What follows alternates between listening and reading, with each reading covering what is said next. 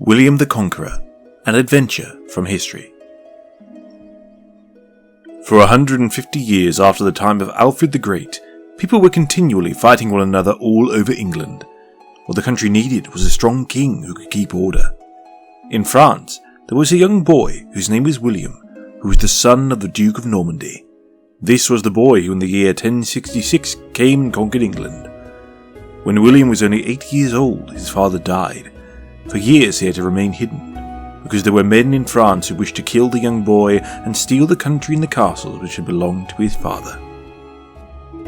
The Duke Robert of Normandy was the cousin of King Edward the Confessor of England, and when William was 24 years of age, he came to this country to visit his kinsman. When William saw what a green and pleasant country England was, he thought he would like very much to be its king, so he persuaded Edward to promise him the crown. This was something which Edward had no right to do, because in those days the king was chosen by a council of wise men. It was very unlikely they would agree to choose a French duke to be a king of England, but William was already thinking of the future. At the same time, there was in England a young Saxon called Harold, and everybody wanted Harold to be the next king. One day, Harold was in a ship which was wrecked on the coast of France.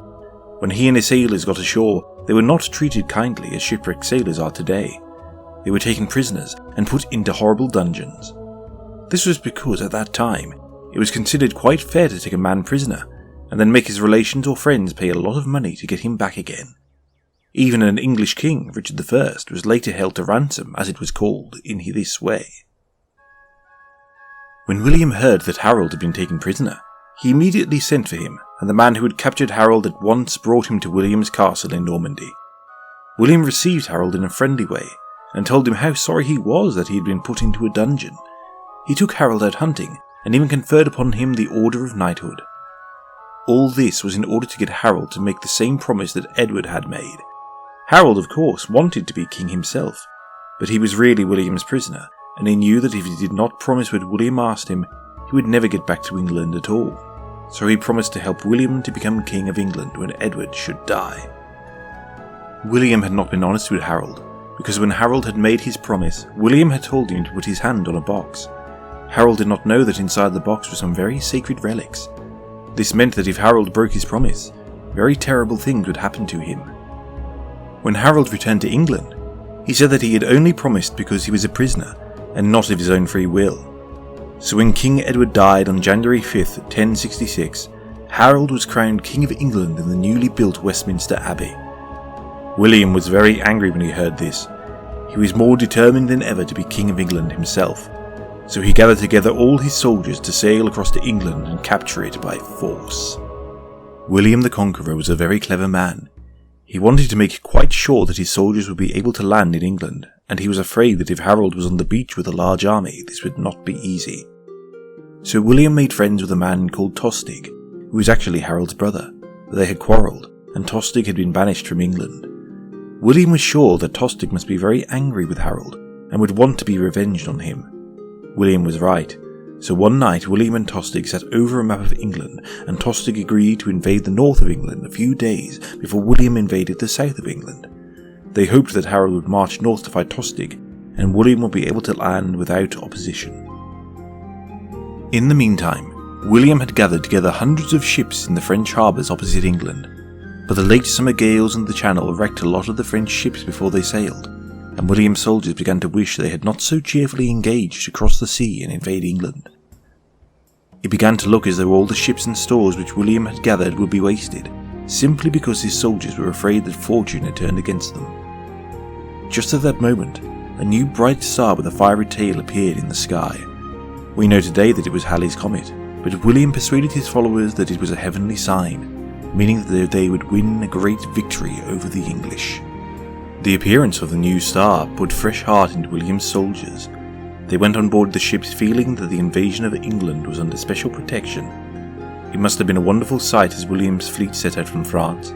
The ships were all brightly painted, with coloured sails and gay flags fluttering at their mastheads.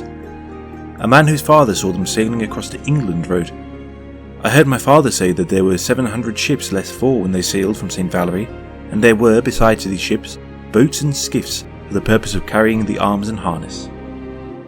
You may be sure that there were plenty of anxious men watching on the Kentish cliffs. Everyone knew that William had gathered together an army and hundreds of ships for the invasion of England, but no one knew exactly when he would come. Harold had also gathered a large army. For many weeks they had been waiting, ready to stop William's men from landing, but now Harold had marched north to York with all his men to fight Tostig. William's plan had succeeded. So when the watchers on the cliffs saw the hundreds of ships coming, all they could do was to send messengers galloping away on horses to warn Harold and his army in the far north. Harold had meanwhile won a victory against Tostig at Stamford Bridge near York. Tostig and the King of Norway, who had come to help him, were both killed in the battle, and Harold and his soldiers were resting and tending their wounds after the fight. Harold knew, of course, that William's army might land on the south coast at any moment. As soon as his weary soldiers were rested, he would have to retrace his steps down the long road to Kent. What Harold did not know was that a messenger was galloping through the night to tell him that William's army was already on the way. William landed on the coast of England without anyone trying to stop him. He must have smiled to himself at the thought of Harold's army far away in the north. It must have been a very busy sight on the beach near Pevensey when all the horses and soldiers were coming ashore. First came the archers with their bows and arrows ready to shoot at anyone who came against them. Then the knights in full armour, ready to mount their horses and charge the enemy.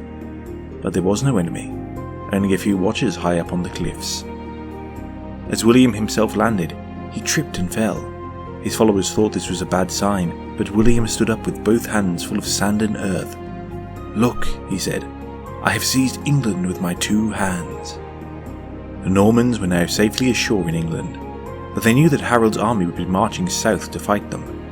The first thing they had to do was to build a fort, inside which they would be safer than on the open beach. We are told by the man whose father saw them, how William and his knights consulted together and decided where to build the fort. This was easy, because William had brought with him everything that was needed. Hundreds of carpenters came from the ships, with all the separate parts of the fort ready made. Instead of nails, there were barrels full of wooden pegs made of hard oak to fasten the parts together. Before nightfall, the fort was finished. Up in the north of England, Harold lost no time.